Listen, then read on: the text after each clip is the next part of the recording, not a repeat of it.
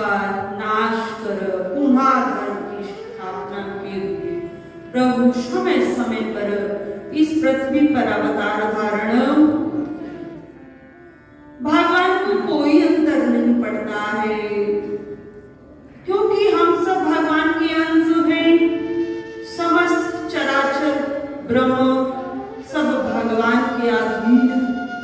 तो भगवान कभी कमठ अवतार लेकर आते हैं, कभी मत्स्य रूप में आते हैं, कभी वराह रूप में आते हैं और कभी राम और कृष्ण के रूप में। क्यों? क्योंकि सभी प्राणियों में भगवान ही विद्यमान है। तो भगवान को कोई अंतर नहीं पड़ता है। सभी रूपों में जिस समय जहां जैसी आवश्यकता होती है, भगवान उसी नाम और आकार से प्रकट हो जाते हैं। तो श्री प्रियादास जी महाराज कहते हैं कि श्री नाभादास जी महाराज ने आगे भक्तमाल ग्रंथ में बहुत सुंदर वर्णन किया। पहले भगवान के अवतारों को रखा, उसके पश्चात श्री नाभादास जी महाराज ने भगवान के परम प्रिय प्रधान भक्तों को रखा। आज हम भी तो जाने ना भगवान के भक्त कौन है। भगवान के भक्त तो बहुत, परंतु प्रधान भक्त कौन है? भगवान के। और उनमें भी इतनी शक्ति और सामर्थ्य है, यदि कोई उनका भी भजन करे, जो भगवान के प्रधान भक्त, जो प्रधान भगवान के भक्त हैं, यदि उनका भी कोई भजन करता है, साधन उनका भी करता है, तो भगवान के प्रधान भक्तों में इतनी सामर्थ्य है कि वह उस साधक की, जो उनका तप कर रहा, भजन करना, उसकी योग्यता के अनुसार उसको वरदान प्रदान कर दे। इतनी सामर्थ्य भगवान के प्रधान भक्तों में भी। तो वो भक्त कौन कौन से? भगवान के प्रथम जो प्रधान भक्त श्री नाभादास जी महाराज ने अपनी वाणी से लिखा, ब्रह्म नारद शंकर सनकादि कपिल देव मनुभूप, नर हरिदास जनक भीष्म बलि शुक्रमणि धर्म स्वरूप, अंतरंग अनुचर हरि के जो इनको यश गावे, आदि अंत लो मंगल तिनको श्रोता वक्ता भावे। अर्थात ब्रह्मा जी, श्री नारद जी, शंकादिक ऋषिगण, कपिल देव जी और मनु जी, हरिदास जी महाराज, जनक और भीष्म बलि का यह वर्णन किया। और इनको मिलाकर तो 11 होते हैं। 12 किसको लिया? तो अलग से श्लोक में श्री नाभादास जी ने लिखा है, अजामेल प्रसंग यह निर्णय परम धर को जाना, इनकी कृपा और उन्हीं समझे द्वादश भक्त प्रधान। अजामिल को शामिल किया। भगवान ने अपने 12 जो प्रधान भक्त हैं, श्री नाभादास जी ने उनमें अजामिल को भी शामिल किया। और अजामिल तो बहुत सामान्य, बहुत विस्तृत व्याख्या नाभादास जी ने अजामिल की। कल की चर्चा में वे रहेगी। तो प्रथम किसको कहा है? श्री ब्रह्मा जी को कहा है कि ब्रह्मा जी भगवान के 12 प्रधान भक्तों में सर्वश्रेष्ठ और प्रथम। अब हम तो कहते हैं ब्रह्मा जी तो भगवान का ही रूप है, भगवान का अंश, तो भक्त नहीं कर तो भगवान ही है। तो ये कहते हैं ब्रह्मा जी भी भगवान है। सर्व शक्ति जो भगवान में है वो ब्रह्मा जी में भी है। परंतु जो शास्त्रों में आया, विष्णु पुराण में आया, श्री नाभादास जी ने लिखा कि जब सृष्टि में मनवंतरों का अंत हुआ, कलयुग का अंत हुआ और सृष्टि में प्रलय आई, प्रलय के पश्चात संपूर्ण विश्व जलमग्न होकर हो गया। संपूर्ण पृथ्वी पर जल ही जल था, केवल प्रलय रूप में केवल जल दिखाई देता। उस समय भगवान शील शैया पर विराजमान थे। भगवान समय के अधीन है, समय चक्र भी भगवान का, पर पालन भी करते। कहते हैं जब गुरुजन नियमों का पालन नहीं करेंगे तो सामान्य जन कैसे करेंगे? तो भगवान भी समय को महत्व देते। समय आया और भगवान ने सृष्टि की रचना, मन में उत्पन्न होने की सृष्टि की रचना होनी चाहिए। मन में भाव आया और परमात्मा भगवान जिनकी भ्रकुटी से समस्त लोग कंपित होते थे, अब जैसे ही विचार आया तो भगवान शैया पर विराजमान है और भगवान श्री हरि नर नारायण उनको कहा गया। भगवान की नाभि से एक कमल का पुष्प उत्पन्न हुआ। भगवान जल में, अब वो कमल की जो नाल है वो बढ़ती जा रही खिलता तो ऊपर है ना कमल। अब वो जैसे ही जल से ऊपर आया, संपूर्ण संसार में जल ही जल है। अब कितने जल को वो पार कर जैसे ही ऊपर आया, केवल आकाश दिखाई दिया। सबसे पहले सृष्टि पर बनाया भगवान की नाभि से कमल इस विश्व पर आया और कमल के ऊपर एक बहुत तेज पुंज शरीर ब्रह्मा जी का उत्पन्न हुआ, प्रकट हुआ कमल के द्वारा। कमल के द्वारा ब्रह्मा जी की उत्पत्ति हुई भगवान की नाभि से। तो ब्रह्मा जी अब पुरुष रूप बुद्धिमान, परंतु न शास्त्रों का ज्ञान है और न स्वयं को जानते हैं, मैं कौन हूँ, कहाँ से आया हूँ, किस हेतु आया हूँ, कहाँ मुझे जाना है। तो ये मन में प्रश्न उत्पन्न हुए, एक खाली हृदय, उसमें बहुत यही 4 प्रश्न गूंजने लगे, मैं कौन हूँ, कौन हूँ, कौन हूँ। तो ब्रह्मा जी ने अपने मुखमंडल को जैसे एक दिशा में घुमाया, इस दिशा में देखता हूँ शायद मेरी शंका का समाधान हो जाए। तो एक मुख वहां से प्रकट हो गया, अब 2 मुख हो गए। तीसरी दिशा में घुमाया, ऐसे ही तीसरा मुख आया। चारों दिशाओं में जब ब्रह्मा जी ने देखा तो ब्रह्मा जी के 4 मुख प्रकट हो गए। 4 मुख हुए तो ब्रह्मा जी की जिज्ञासा बढ़ी और ब्रह्मा जी ने अपनी उस जिज्ञासा का समाधान पाया कि मैं इस कमल की नाभि से आया। कमल जहां से उत्पन्न हुआ है, मैं कमल के ऊपर प्रकट हुआ, तो कमल में मेरा रहस्य छिपा होगा। क्योंकि प्राणी सबसे पहले तो अपनी बुद्धि दौड़ाता है, बाद में गुरुजनों के पास, संतों के पास, वेदों के पास आता है, परंतु अपनी सामर्थ्य अनुसार पहले अपना मस्तिष्क वहां लगाता। तो ब्रह्मा जी ने सोचा कमल से मेरी उत्पत्ति हुई, तो कमल की नाल में मैं जाकर प्रवेश करता हूँ, देखता हूँ मैं कहां से आया। तो कमल के द्वारा नाल में प्रवेश किया, कमल की नाल में, और नाल से क्षीर सागर में आए।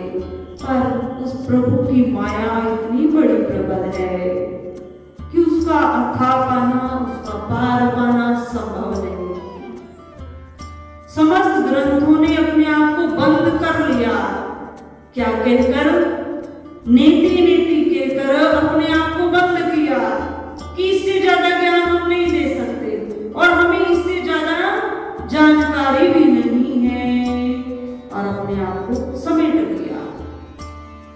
तो हम जिस शहर में रहते हैं, क्या हम जान सकते हैं उसमें कितने वर्ण वाले मनुष्य रहते हैं?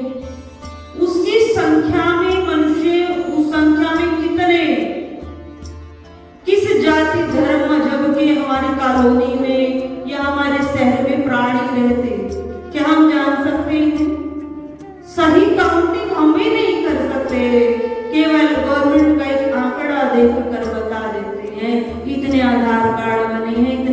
कार्ड पड़े, इतनी फैमिली आईडी बनी है, तो उसकी आईडी पर बता देते हैं कि इस शहर में इतनी संख्या, पर सही काउंटिंग तो कोई नहीं कर पाता।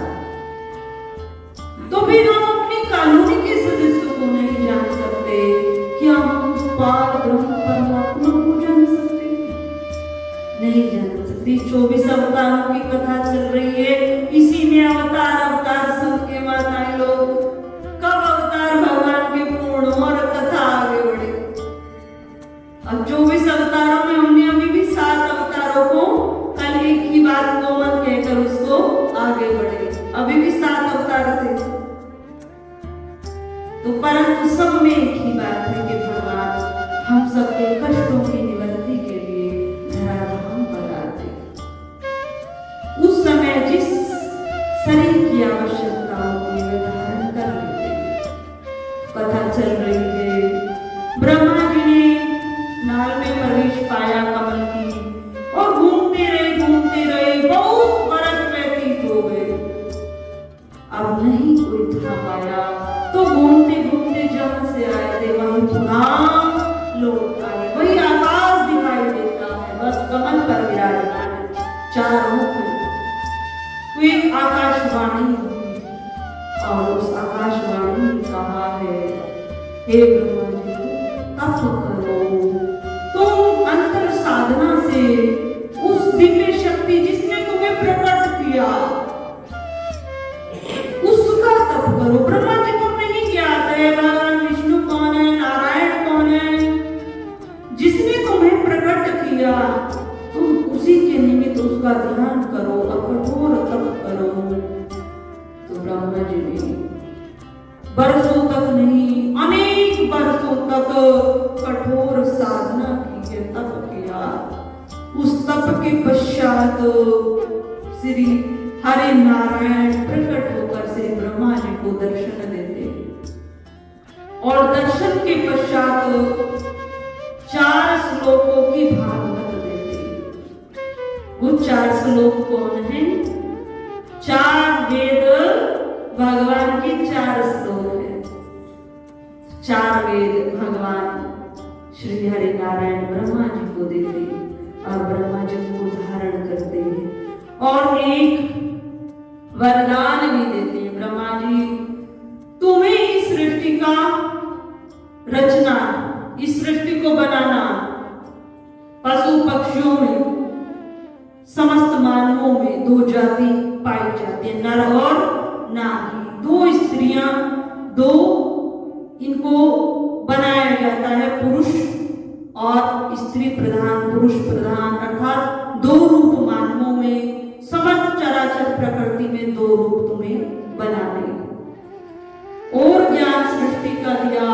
और उसके पश्चात भगवान ने श्री ब्रह्मा जी को वेदों को ज्ञान देते हुए, तत्व ज्ञान देते हुए कहा, ब्रह्मा जी तुम कल्प तक सृष्टि की रचना करते रहोगे, कल्पों तक, परंतु तुम्हें इस सृष्टि से मोह नहीं होगा, ऐसा मेरा तुम्हें वरदान।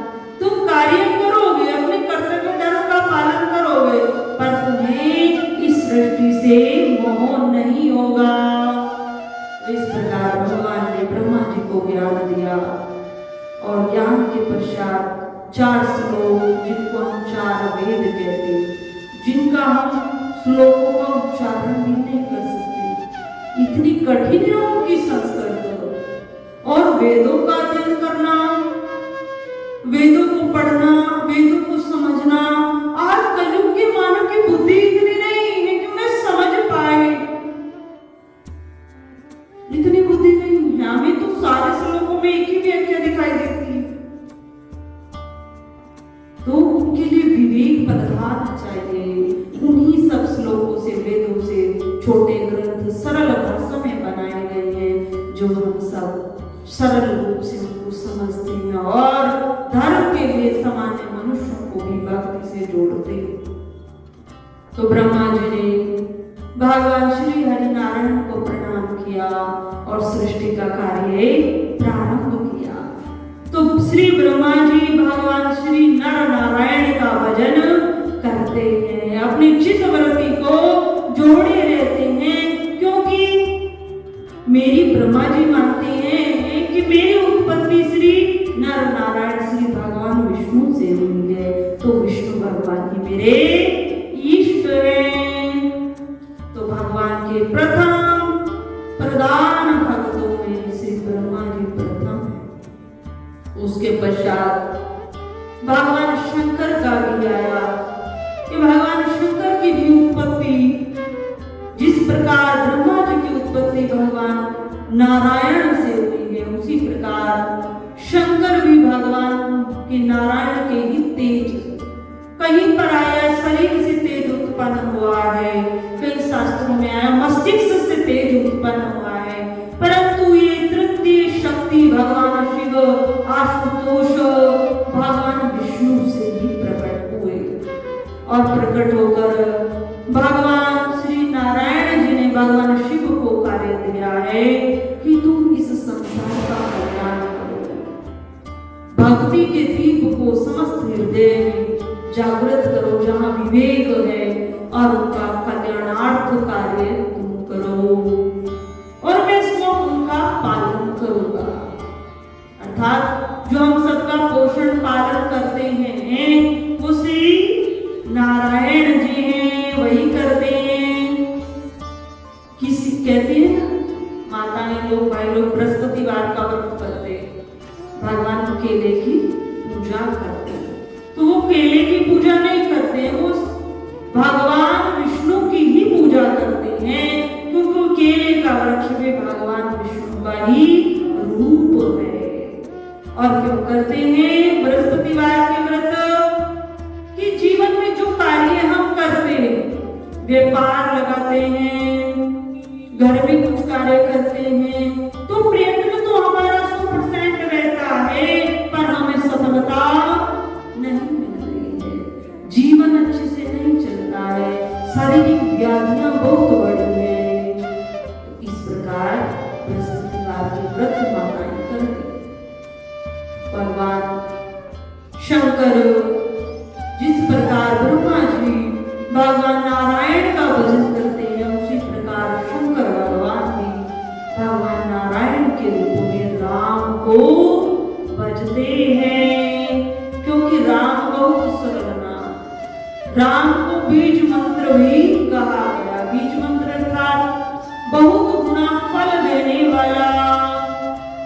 बीज होता है, बीज उगता। बीज किसको कहते हैं? जिसमें पौधा पहले से ही विद्यमान होता है और उस पौधे को इस प्रकृति में लाने की सामर्थ्य है, उसको पहले से उस बीज में तना फूल पत्ती सब विद्यमान होता है छोटे से बीज में। और उसी प्रकार राम शब्द में संपूर्ण भक्ति समाहित है। राम राम करते रहने से एक हृदय में भक्ति का प्रकाट्य होता है, भक्ति उदित हो जाती है और भक्ति इतनी सामर्थ्य रखती है कि वो मानव चाहे ग्रंथ पढ़े या न पढ़े, सत्संग सुने या न सुन पाए। अगर सुने तो बहुत अच्छी बात है, सुनना चाहिए, ग्रंथों को पढ़ना चाहिए, परंतु यदि वो नहीं सुन पाए और केवल भक्ति करता रहे तो क्या करना है और क्या नहीं करना है, इसका ज्ञान उसे स्वतः हो जाता है। क्योंकि भक्ति माता के पुत्र ज्ञान और वैराग्य है। जब भक्ति माता जहाँ आती है तो उसके पुत्र भी वहीं पर आते हैं और दोनों युवा अवस्था में रहते हैं, भजन करते हैं, तो हमारा वैराग्य भी बढ़ता है और ज्ञान भी बढ़ता है। तो इस प्रकार भक्ति की बहुत महिमा भगवान शिव राम रूप में अपनी चित्तवृत्ति को जोड़े रहते हैं। हे उमा, तुम भगवान विष्णु के सहस्त्र नाम का पाठ करती हो, इसमें तो बहुत समय लगता है। बहुत समय लगाती हो, कितना समय लग जाता है, तो ऐसा क्या किया जाए जिससे समय ना लगे। हे उमा, तुम राम राम कहोगे ना, केवल 2 बार, 1 बार राम कह देने से जो सहस्त्र नाम के समान तुम्हें पुण्य मिलता है, वो राम का नाम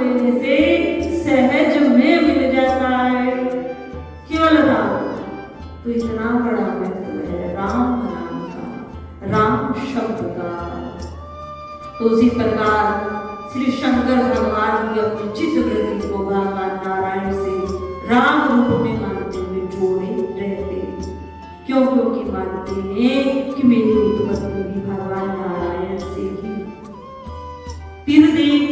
तिर शक्तियां किन्हें कहा गया है? वो भगवान नारायण को ही कहा गया है, क्योंकि ब्रह्मा जी नारायण से भिन्न नहीं, उन्हीं के शरीर से पूर्णतः प्रकट हुए।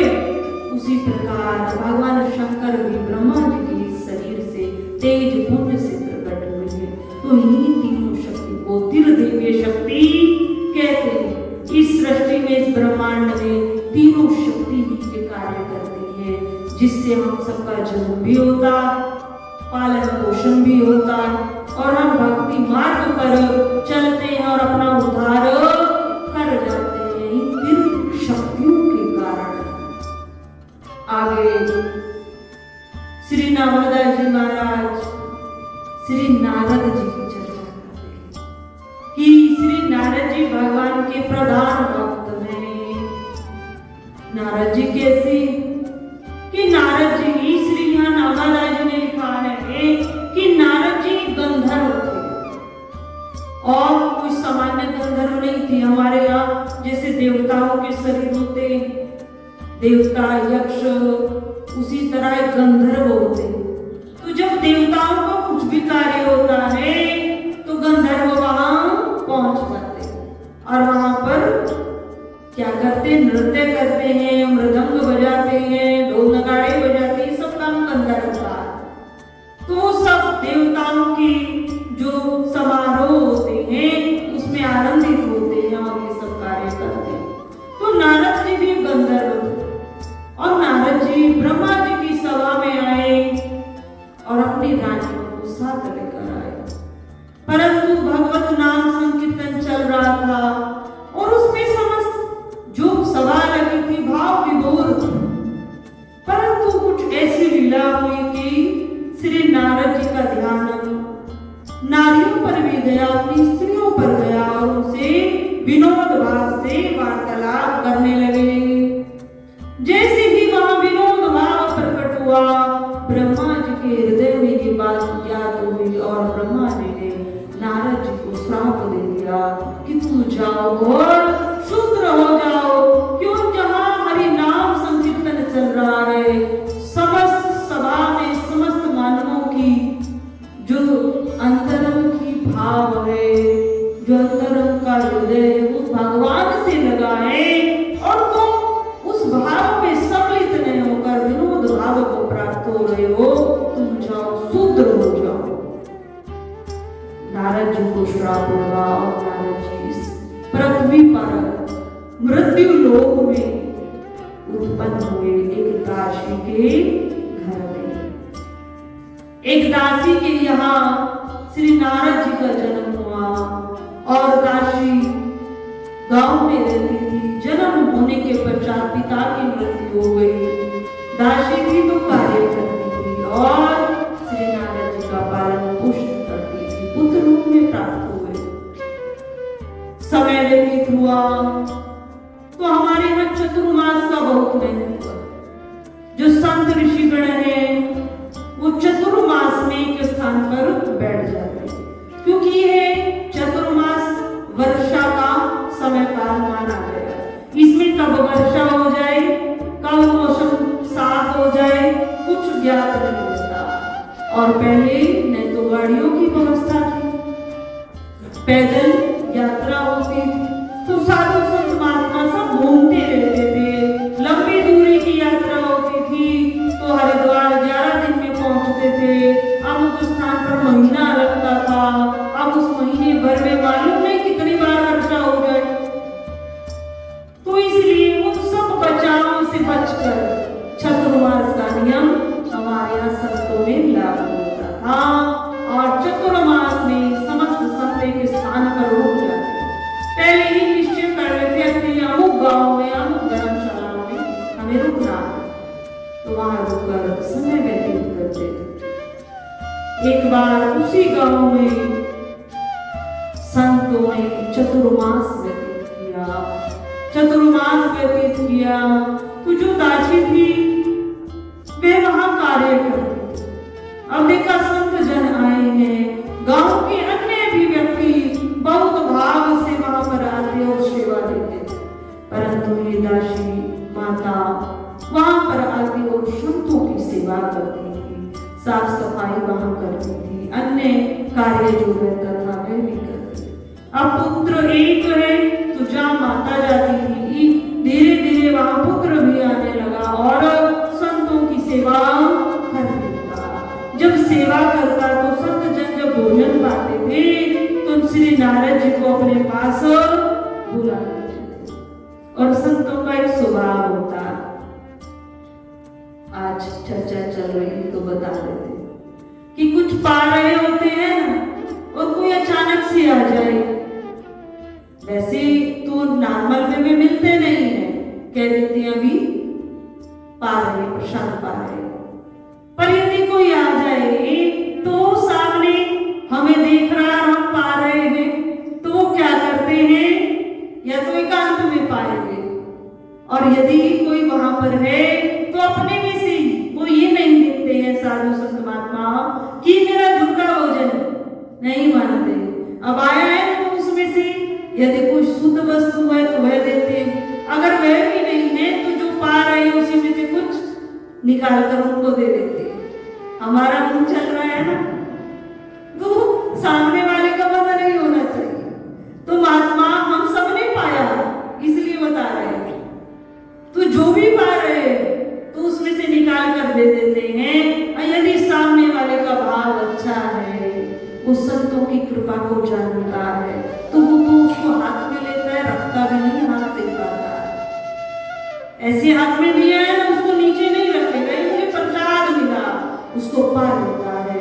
और माताओं, यदि मंदिर में आपको प्रसाद मिले पुजारी के हाथ से, यदि संतों के हाथ से प्रसाद मिले तो उसको जाकर घर में अलमारी में मत रखना, उसका पान कर लेना, क्योंकि पान कर लेने से वो जो प्रसाद हमें मिला है वो फलित होगा और जितने समय में वो रखा रहेगा, ये क्योंकि भाव नहीं था ना इसलिए रखा गया है। भले ही उसमें से थोड़ा सा हम पावे पर उसको पा लेना चाहिए, क्या ना जाने किस समय में हमें कौन सा वरदान मिल रहा है, हम नहीं जानते, उसको पा लेना चाहिए। इस प्रकार नारद जी को संत जन बुलाते, स्वयं भोजन पा रहे हैं, प्रसाद पा रहे हैं, तो नारद जी को भी वहीं बिठाते और जितने बैठे हैं सब थोड़ा थोड़ा नारद जी को दे देते, बालक हो गए तो देते हैं, नारद जी भी प्रसाद पाता है।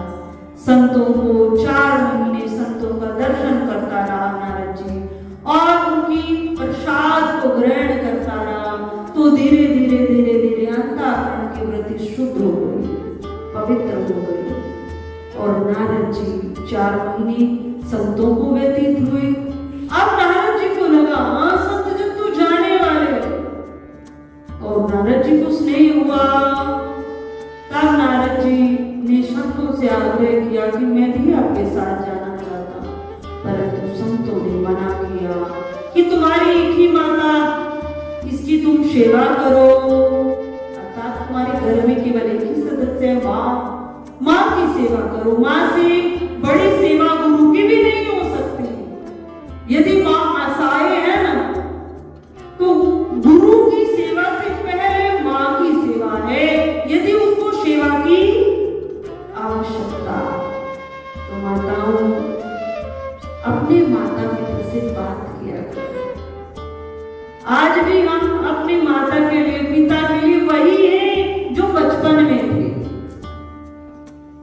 हम सोचे हम तो बड़े हो गए, हमारे इतने बड़े बड़े बच्चे हो गए, नहीं, आज भी हम उनके लिए उसी बालक रूप में हैं जैसे हम उस अवस्था में थे। तो हमारे गुरुजी भी कहते थे और हम भी इस बात को कहते हैं कि जब तक शरीर में प्राण है, सबसे नाते टूट जाए, भक्तिहीन मानव है तो नाते टूट जाए, कोई बात नहीं है, परंतु कभी भी अपने माता पिता से अपना रिश्ता न तोड़े, हृदय से भी उनको प्रणाम करें और जब जब उनके समीप जाने का अवसर मिले उन्हें प्रणाम करें, उन्हें प्रसन्नता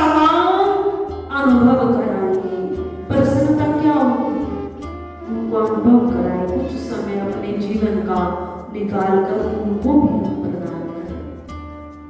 तो संतों ने कहा, नारद जी कि तुम्हारी माता है और अकेली तुम उनकी सेवा करो, जब वे पूर्ण हो जाएगी तब तुम हमारे साथ रहना।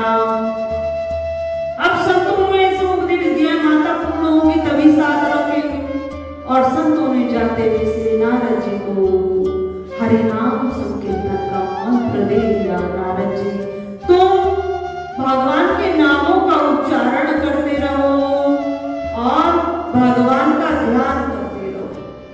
श्री हरि नारायण का चतुर्भुज रूप में तुम ध्यान करो, उनका नाम जपो, बस तुम्हारे लिए इतनी सेवा। ये कहकर संत जन चतुर्मास व्यतीत कर वहां से चले गए। श्री नारद जी मुझको साथ लेकर नहीं गए क्योंकि मेरी माता मुझे मां की सेवा करती, घर में रहा, अपनी चित्त वृत्ति को भगवान से जोड़े रखा, जैसा संतों ने बताया था उसी के अनुसार चलता रहा, तर्क नहीं किया।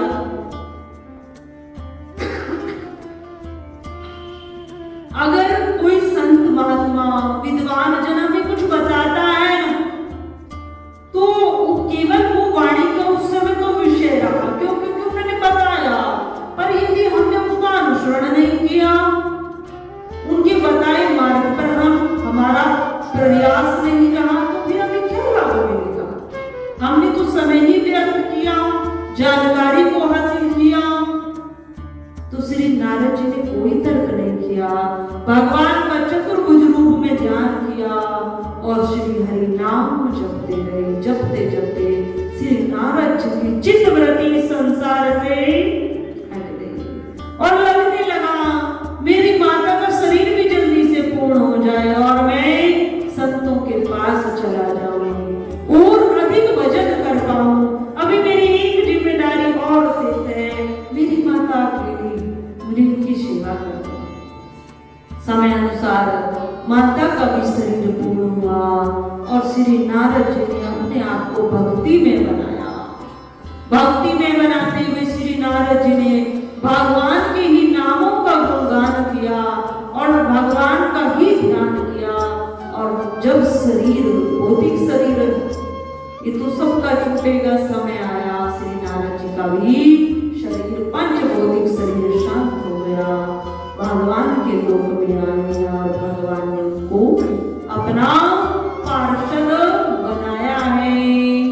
तो श्री नारद जी भी और आगे जब भगवान ने इनको पार्षद बनाया है, उसी पार्षद के रूप में इनका नाम नारद पड़ा। उसी प्रकार श्री नारद जी भगवान में अपनी चित्तवृत्ति को जोड़े रहते हैं, जैसे लोभी के मन में लोभ वास करता है, उसी प्रकार श्री नारद जी के हृदय में श्री हरि का वास रहता है। चारों दिशाओं में भ्रमण करते हुए श्री हरि का गुणगान करते हैं, वीणा पर भगवान के मधुर स्वर में भगवान के नाम का उच्चारण करते हैं और भगवत में अपने जीवन को बनाए रखते हैं। उसी प्रकार आगे देवर्षि नारद जी के आगे श्री नाबाला जी महाराज ने महादेव के परम भक्त श्री सुखदेव जी को भी अपना प्रधान भक्त बताया। भगवान शंकर जी मां पार्वती को अमर कथा सुना रहे थे। क्यों? क्योंकि पार्वती जी ने एक बार पूछा था, मां पार्वती ने, कि मेरे तो इतने जन्म होते हैं, इतने जन्म हुए और आपका एक भी जन्म नहीं हुआ, तो आपने ऐसा क्या पाया? ऐसा कौन सा ग्रंथ का अध्ययन किया? ये ऐसी कौन सी औषधि आपने पाई है कि मेरे तो जन्म होते रहते और आप अजन्मा है, आपके कोई जन्म नहीं होते? तब भगवान ने कहा, अमर कथा अर्थात भगवान श्री हरि नारायण की अमर कथा एक ऐसी है कि जीव को अमर बना देती। वो अमर कथा अर्थात चित्तवृत्ति भगवान में लगाई हुई, जो हम सब जिसको आज भागवत ग्रंथ सार कहते हैं, यह कथा वही थी। और भगवान ने मां पार्वती को, परंतु ये तो पृथ्वी पर कलयुग के समय में, द्वापर के समय में अति सुलभ हो गई। भागवत कथा का प्रकांड पंडित मिलना बहुत कठिन होता था, परंतु आज कलयुग में बहुत प्रवक्ता भागवत के मिलेंगे, बहुत प्रवक्ता रामायण के मिलेंगे, बहुत प्रवक्ता अन्य ग्रंथों के मिलेंगे, क्योंकि जो समय है वो भी बहुत कम हो गया। जो सार है केवल उसकी चर्चा रहती, पर जो अगर भागवत को हम पूर्ण सुने तो पहले भागवत 2 टाइम की होती, और 2 टाइम में 3 घंटा सुबह का रहता था और 3 घंटा शाम का रहता था, तो 6 घंटे हो। और उस 6 घंटे में भी नृत्य गान नहीं होता था, केवल भागवत कथा होती, और उसमें मानव सुबह नित्य प्रति खाली जैसे व्रत करते हैं ना 7 दिन का उपवास, कि कोई दवाई डॉक्टर कह देते हैं इसको खाली पेट लेना, क्यों? क्योंकि ये जाकर अपना काम करेगी अच्छे से, बीच में कोई इसको डिस्टर्ब नहीं करेगा। तो उसी प्रकार व्रत करते थे, उपवास करते थे, 7 दिन उपवास करते थे और उस भागवत के रस का पान करते थे, जिससे वो पूर्ण जीवन में आए। परंतु समय अनुसार न तो श्रोताओं की, क्योंकि श्रोतागण भी सुन नहीं पाते, कई मानव को बहुत दूर से आते, भागवत कथा चल रही है, केवल 1 दिन आते हैं, कुछ मंच पर व्यासपीठ पर चढ़ाया, 10 मिनट की भागवत सुनी और जय जयकार हुई, अमुक शहर से अमुक बड़ा व्यक्ति आया भागवत में, और उसने केवल लिफाफा चढ़ाया है, भागवत को प्रणाम की है, 10 मिनट वहां बैठाया और फिर प्रस्थान किया। तो क्या लाभ हमें मिलेगा? कितनी भागवत हमारे हृदय में आई? उसी प्रकार श्रोतागण भी उतना समय नहीं दे पाते, और जब श्रोता नहीं दे पाते तो फिर प्रवक्ता भी उसी के अनुसार उसको सरल और सुलभ बहुत कम समय में करने का प्रयास करता है। तो उसी प्रकार भगवान शंकर जी ने मां पार्वती को बहुत ही विस्तार से अमर कथा को सुनाया, परंतु मां पार्वती स्त्री शरीर और तो न शक्ति रूप, परंतु जो गुण है वो नारियों के। तो मां को वहां क्या आई है? निंद्रा आई, निंद्रा मां को आई है और समाधि लगी है। पर जहां पर सुना रहे थे बहुत विस्तार से कथा पर बहुत कम शब्द में बता रहे थे, तो जहां पर सुना रहे थे वहां पर श्री राधा जी का बहुत प्रिय सुख वहां बैठा हुआ था। सुख अर्थात वहां एक बहुत छोटा बालक था तोता, और वहां पर जब उस कथा को सुनने लगा तो इतना आनंद उस सुख को आया, इतना आनंद आया कि माता को तो नींद आ गई। अब सुख को इतना ज्ञान हो गया कि माता को नींद आई है, और भगवान शंकर कथा कह रहे हैं। अगर भगवान शंकर को ये पता चल गया कि मां पार्वती तो निद्रावस्था में, तो कथा को क्या करेंगे? तो क्या किया जाए? सुख ने उस कथा को सुनने के लिए जो मां बार बार कहती थी, भगवान शंकर को कहती थी ना कि मैं सुन रही हूँ, जैसे जी हाँ जी हाँ कहते हैं ना हम भी लोग, जब कुछ विशेष बात होती है, आप मेरी बात सुन रहे हैं ना? हाँ जी। तो एक उसको हुंकार भी कहते हैं। तो उस सुख ने वह हुंकार को भरना प्रारंभ किया, जिससे भगवान शंकर को भी लगा हाँ इस गुफा में कोई नहीं, पर मां पार्वती अर्थात पत्नी अर्धांगिनी भगवान शिव की कथा सुन रही है। तो कथा को जब विश्राम देने लगे, और विश्राम देने की अवस्था से कुछ समय पहले ये दृष्टि मां पार्वती पर गई, भगवान शिव की तो देखा निद्रा अवस्था लगी, और मां की भी निद्रा टूटी, और मां ने पूछा कितना कहां पर आए, कितना कैसी कथा रही है, कितना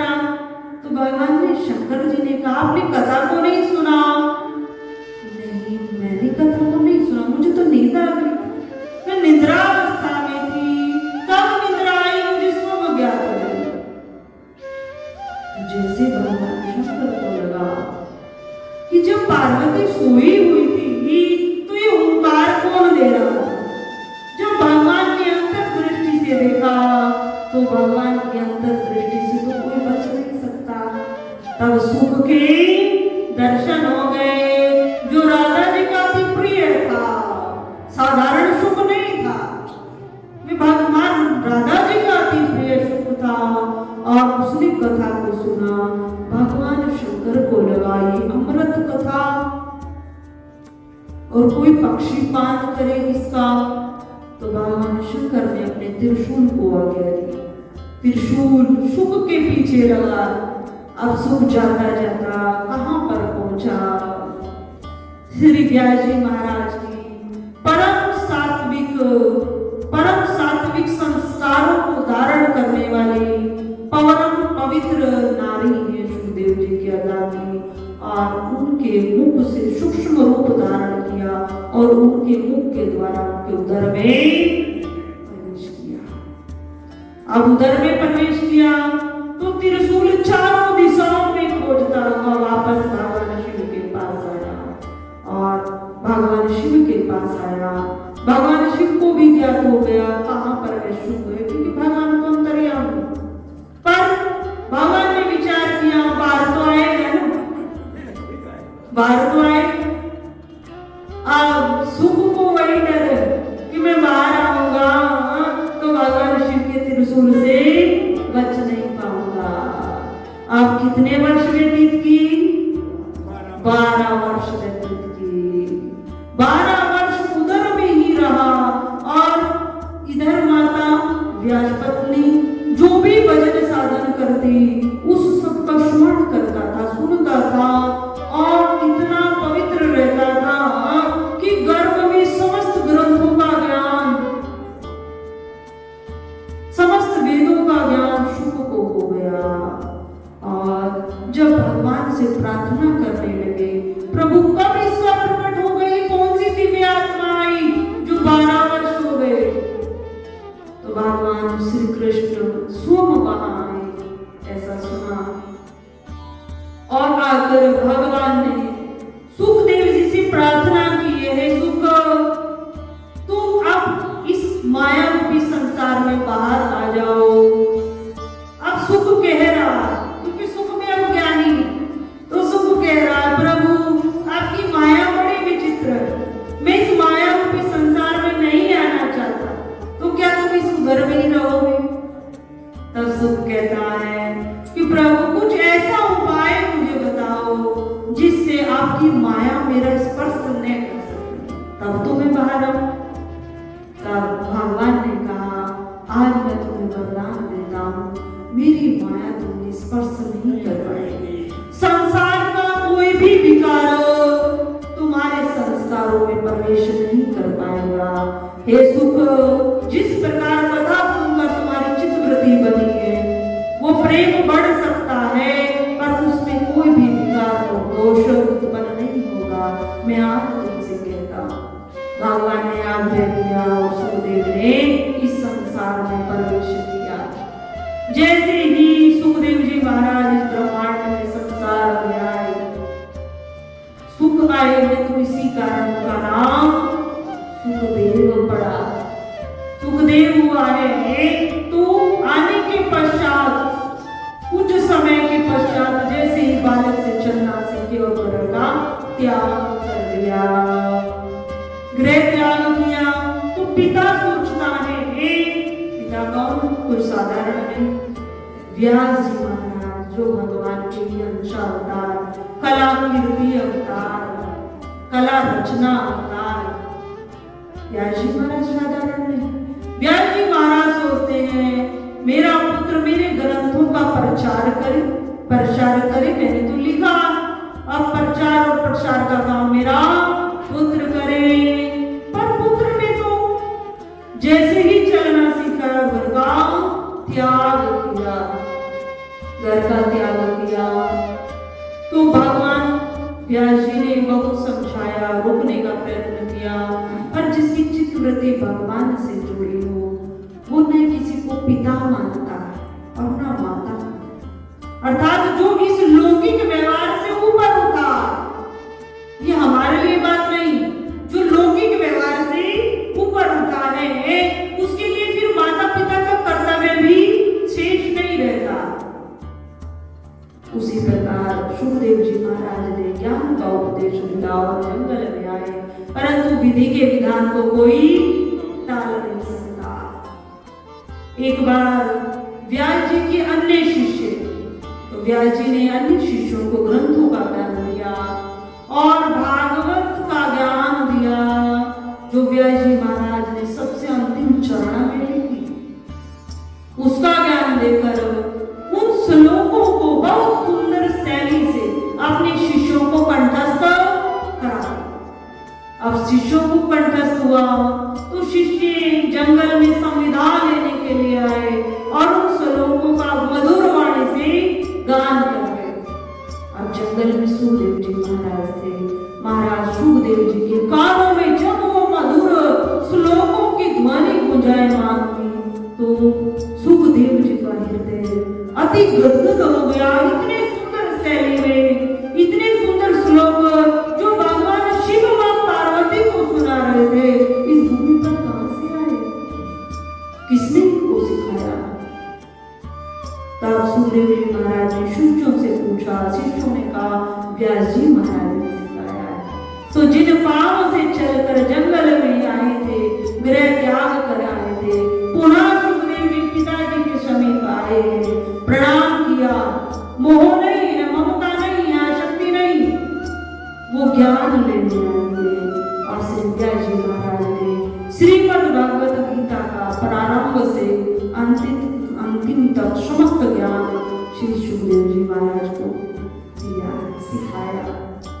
और जैसे ही वो ज्ञान दिया उसका प्रचार और प्रसार श्री सुखदेव जी ने सब मृत्यु लोक में इस संसार में किया है। और उसका माध्यम बने हैं राजा परीक्षित। राजा परीक्षित को सर्वप्रथम श्री सुखदेव जी महाराज ने शुक्र काल में इस कथा को कहा। इस कथा को सुनने से, इसका पान करने से, पर विधि के अनुसार, विधि के अनुसार हम किसी भी ग्रंथ को पढ़ते, विधि के अनुसार हम कोई भी व्रत उपवास नियम करते, अभी तो उसका लाभ मिलता। अब कोई कहे मैं व्रत उपवास करता हूँ और दिन में इतना फलाहार करता, सुबह शाम दोपहर फल पा रहा है, अनकई तो त्याग बताया है ना व्रत में ही। वो क्या कहता है, अनकई तो त्याग करना है, फलों का तो नहीं करता, चाय दूध का तो ना करता, दिन भर पढ़ता रहता, तो बताइए कितना लाभ मिलेगा। और फिर संध्याकालीन बहुत सारा अल्पाहार फलाहार बहुत आ रहे, तो वो सब खाता है। कुट्टू के आटे की पकौड़ी बनती, सिंगाड़े के आटे की पूरियां बनती हैं, और टेस्ट अच्छी लगती है। जो अरबी होती है ना उसकी भी पूरी बनती है, और लौकी होती है ना, लौकी का हलवा बहुत अच्छा लगता, आलू का भी हलवा बनता है, पर लौकी का बहुत ज्यादा अच्छा लगता है। तो कहने का भाव, फलाहार बहुत है, अल्पाहार भी बहुत है, और ड्राई फ्रूट भी बहुत है, तो वो सब बांटा रहता।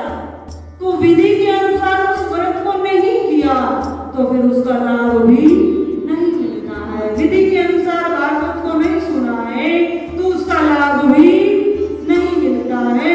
केवल इतना लाभ मिल जाता है कि हम 7 दिन कथा में व्यतीत करते हैं, तो कथा में बहुत आनंद आता है, बहुत आनंद। हम किसी की बुराई निंदा आलोचना नहीं करते, और 7 दिन तक प्रेम बना रहता। जिसके घर में होती है उसके अन्य भी रिलेटिव सब आते हैं, इतना प्रेम बना रहता है। कहते हैं विवाह शादी में आनंद नहीं आता, भागवत में आता है। क्यों? क्योंकि वहां प्रेम प्रकट हो जाता है। वो बुराई किसी की नहीं करते, निंदा नहीं करते हैं, और प्रेम से 7 दिन व्यतीत करते हैं। बस इतना लाभ भागवत से मिल जाता। परंतु जो वास्तविक लाभ है संसार से ऊपर, क्या है वास्तविक लाभ?